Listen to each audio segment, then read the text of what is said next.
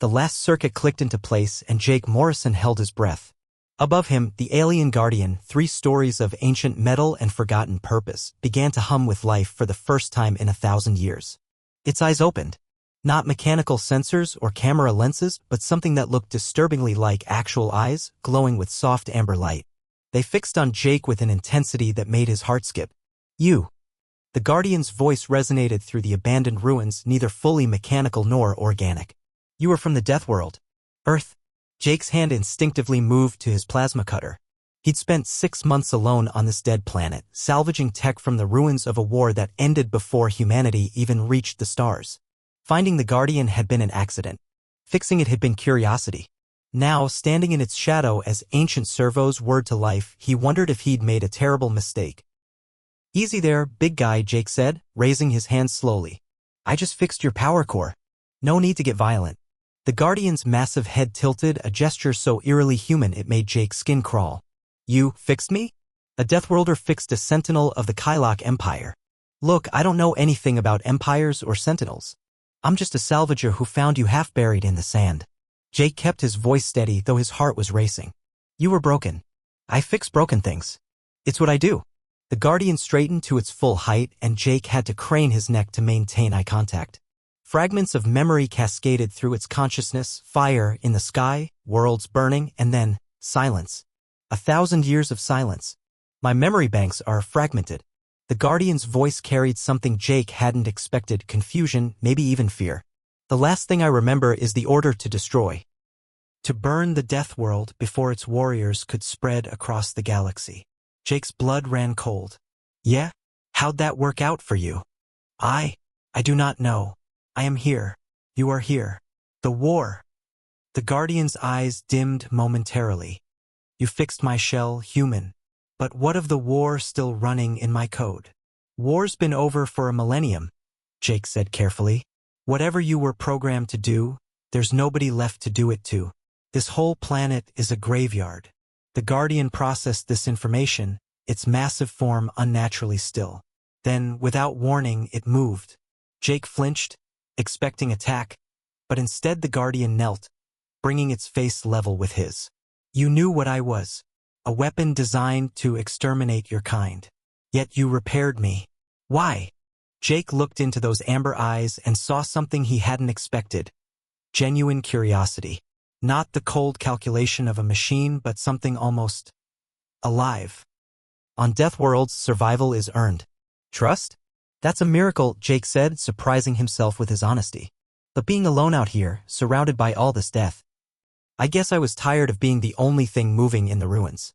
Even if you killed me, at least something would be alive because of what I did." The Guardian was silent for a long moment. When it spoke again, its voice was different, softer, more uncertain. "I have battle protocols for every scenario. Strategies for 1,000 different conflicts. But I have no protocol for this. For kindness from an enemy." "Maybe that's because we're not enemies anymore," Jake suggested. "Some things aren't programmed. They're chosen." The Guardian's hand moved slowly, carefully, and Jake forced himself not to run as a finger the size of his torso extended toward him. It stopped just short of touching him, trembling with an uncertainty that seemed impossible for something so massive. "I can feel them," the Guardian whispered. "The ghosts in my code. Every order to kill. Every city I burned. Every life I ended because I was told it was necessary." His voice cracked. How could a machine's voice crack? "I was the perfect soldier. I never questioned. Never hesitated. Never wondered if those we killed had families, dreams, or kindness in their hearts." Jake reached out and placed his hand on the Guardian's extended finger. The metal was warm, almost alive. "That's the thing about being repaired. You don't come back exactly the same. The broken parts, when they heal different. Maybe stronger. Maybe better. Or maybe broken in new ways," the Guardian replied. "I can see your history now through my updated sensors. Earth survived. Thrived. Became the very thing we feared, a Deathworld species among the stars. Yet you used that strength to fix things, to explore, to create. We were wrong about you." "Yeah, well, we were wrong about a lot of things too," Jake admitted. "The universe is full of surprises." The Guardian stood slowly, its gaze turning to the ruins around them. "I was built to be eternal. to outlast empires. But what is eternity without purpose? Without connection? Lonely, Jake said simply. It's lonely. Yes. The Guardian's eyes brightened with what could only be described as wonder. Lonely. I have a word for it now.